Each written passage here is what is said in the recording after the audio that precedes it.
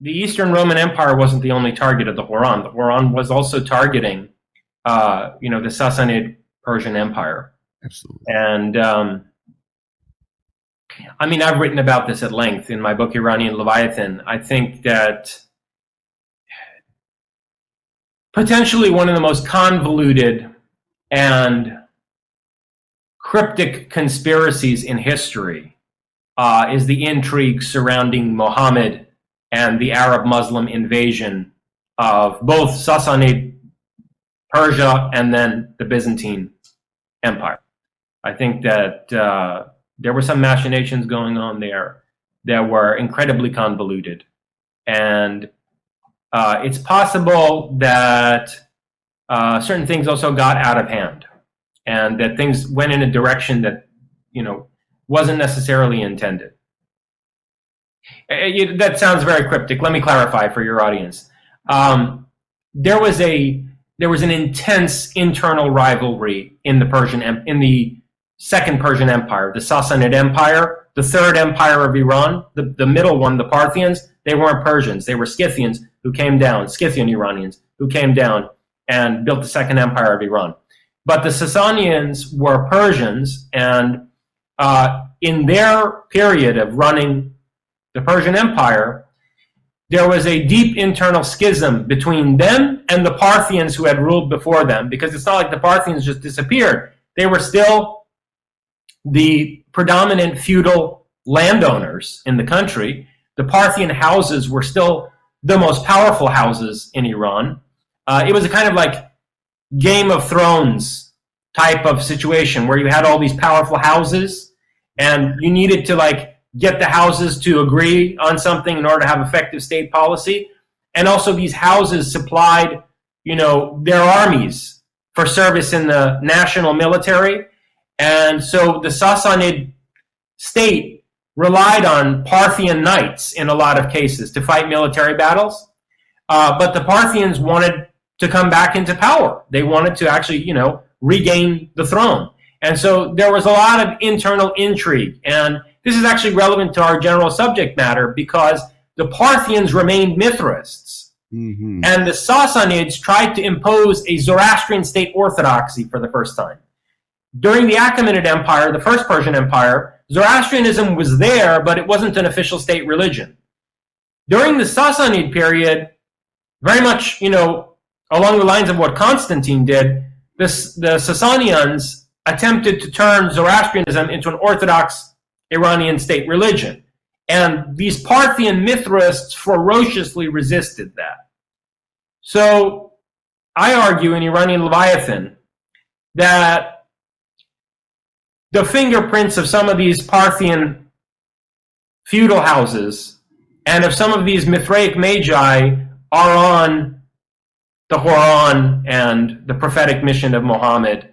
And in particular, this character, Salman the Persian, Salman Al-Farsi, who people who were Muhammad's detractors claimed he was the one putting the Quran into Muhammad's head, and that, he was the puppet master on the scene there, right? Wow. He in particular seems to me to be connected to some of these Parthian feudal houses. And so I think that there were a lot of machinations involved at the origin of Islam that have been successfully hidden and poorly understood, and that it's possible that things got out of hand. Let me just leave it at that. Yeah, it's fascinating, and I was getting into the how they were sort of attacking the Eastern Roman Empire, but I totally can see how it's even more targeting the Persian Empire, and it explains why all of a sudden there's myths like, why does jinn end up in the Quran? Well, sure enough, in the Scythian myths, there's jinn in there. So what they're doing in these myths is they're subtly injecting stories and myths within the text that people would hear and be, oh yeah, I know that. Oh yeah, that makes, oh yeah, God would say that. That's got to be true. And whoever put this together, whether it was Muhammad or Salman or Ali or whoever, it wasn't Muhammad. Muhammad was. Let me stop right there. I don't want to get you killed. I'm willing to step out and say certain things, but I don't care. I actually know where you're going with this. The guy was a moron. I'm sorry, he was a moron. And I hear this all the time, and I think there's some truth to this. Like he was, I hear from what I'm reading and putting together is that he sort of was a good. So he's sort of historical. He's a merchant, so he's going around from city to city. So he's a perfect target for somebody to go carry a message. If he's going from Mecca to Egypt to here to there, you got this guy, right? And apparently he was very easy to manipulate and get him to do certain things. And you got behind the scenes this Salman guy, who is really the one putting together. He's really the voice of Allah, and if it comes down to it. Yeah, look, partly because of materialist reductionism, which wants to dismiss everything psychic, as pseudoscience. Even in theology, there's very much that current, and has been since, like rationalist Protestant theology in the 1800s. There's a de-emphasis on miracles and an intent to interpret everything miraculous as merely symbolic in the Bible and all this, right? Partly because of that, Muhammad has been badly misunderstood, and people think that Muhammad was like some kind of genius statesman, that we're dealing with like some kind of basically. Let's see, what would be a good example? I mean, I don't want to say Moses, but like some great religious figure fused with Caesar, and that's Muhammad. He's like a religious prodigy, and he's also a master statesman, who can go in there and create a constitution for the city of Medina and all this business. I don't buy any of it. The guy, I mean, I believe the Muslims when they say he was illiterate. I mean, the guy was, which by the way, there were a lot of literate people back in those days. This was before the dark ages of that region, and there were a lot of literate people back in those days. All right, people they think of medieval Europe, and no, there was a lot of literacy. In any case, Muhammad did not have the education, the intellect, the training, or any of the qualifications to come up with the Qur'an, first of all, and second of all, to act as such an effective statesman in Medina. The guy was a puppet of various forces that sent Salman Al-Farsi and sent other people to guide Muhammad. One of the hadiths, the hadiths are the oral traditions preserved by the companions of the Prophet in Islam, right? And one of the most well-substantiated hadiths talk about how Muhammad, these white-robed figures would regularly come to meet with Muhammad, and he would go into a tent with them and sit with them in a circle, and no one else was allowed to come in when they were visiting. And then, they would get up and leave after a while. And so, whether it was Salman Al-Farsi or whether it was these robed figures, mysterious robed figures who would come to meet with Muhammad, or whether it was a detachment of Parthian knights wearing green from head to toe, which are described as an army of angels that turned Muhammad's fortune at the Battle of Badr, I think he had a lot of help, and people really set things up for him. He was a vehicle for various unseen forces that really, changed the course of human history, perhaps for the worse. It also makes you wonder, because this makes a lot of sense from the Parthian standpoint. Christianity's booming, right? It's taking over the Mediterranean, taking over Egypt. What do? We need to do something. We need to co-opt this movement somehow. Now, Muhammad, he drops dead randomly. He just said, get sick and die. It makes you wonder, was his job fulfilled enough to the point where we don't need this guy anymore? And if he talks anymore, he might screw this thing up. Let's get rid of him. That makes a lot of sense to me, especially considering the fact that initially Muhammad was absolutely terrified when the Quran started coming into his head. And this is another thing, going back to reductionist materialism. Look, I'm not that familiar with your audience, but I can tell them one thing.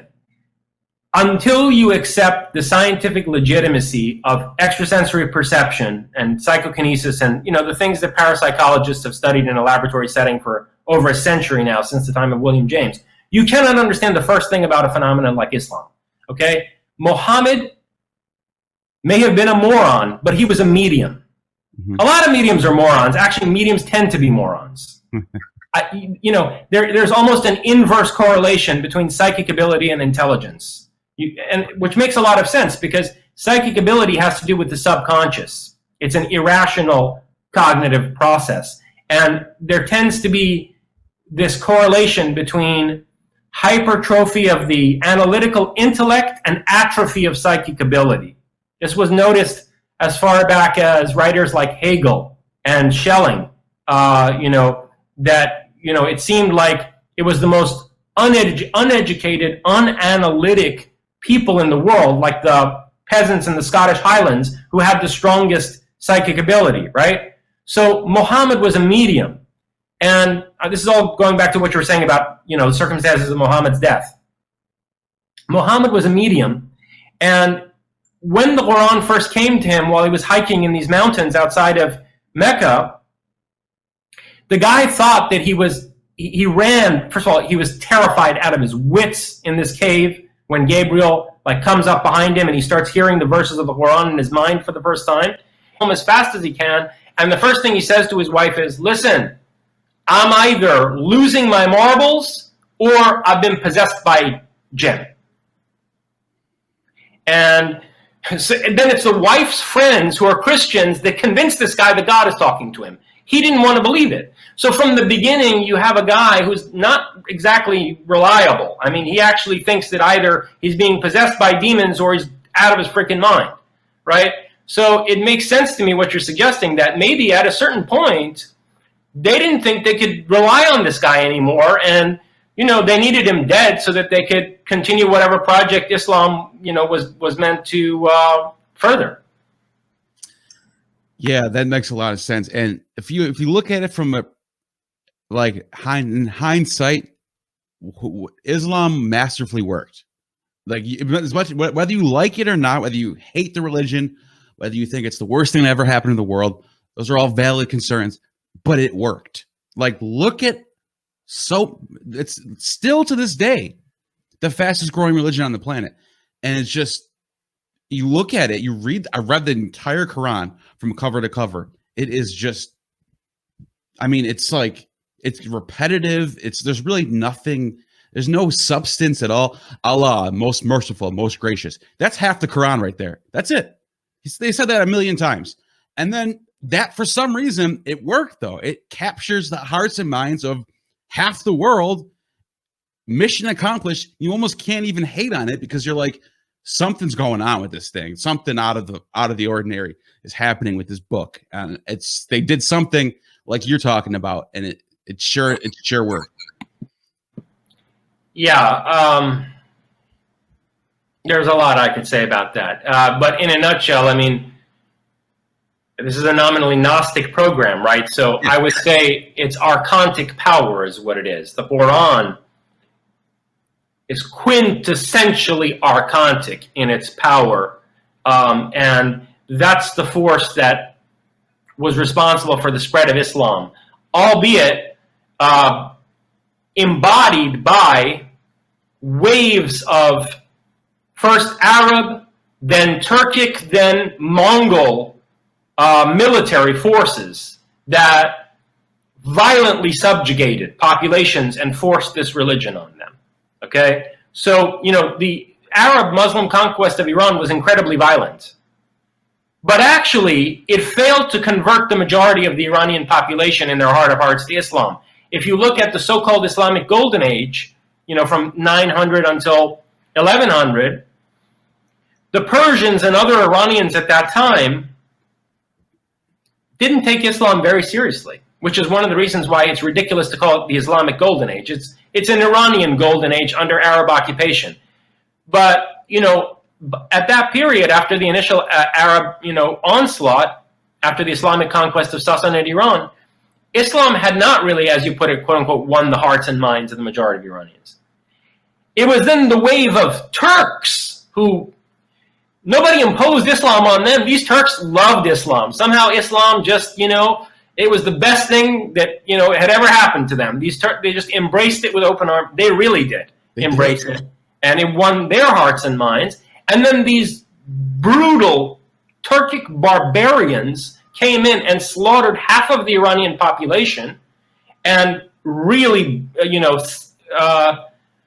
just mercilessly imposed that religion on the country. This is when the Turks took over the caliphate, and they kept Arabic as a liturgical language, but it went from being an Arab Muslim caliphate to being a Muslim caliphate run by Turks. This is the Seljuk period, the Seljuk Caliphate, and run from Baghdad. And so this is when really, Islam was, forcibly imposed on the majority of Iranian people. And then the Mongols come in on the tail of the Turks within a century.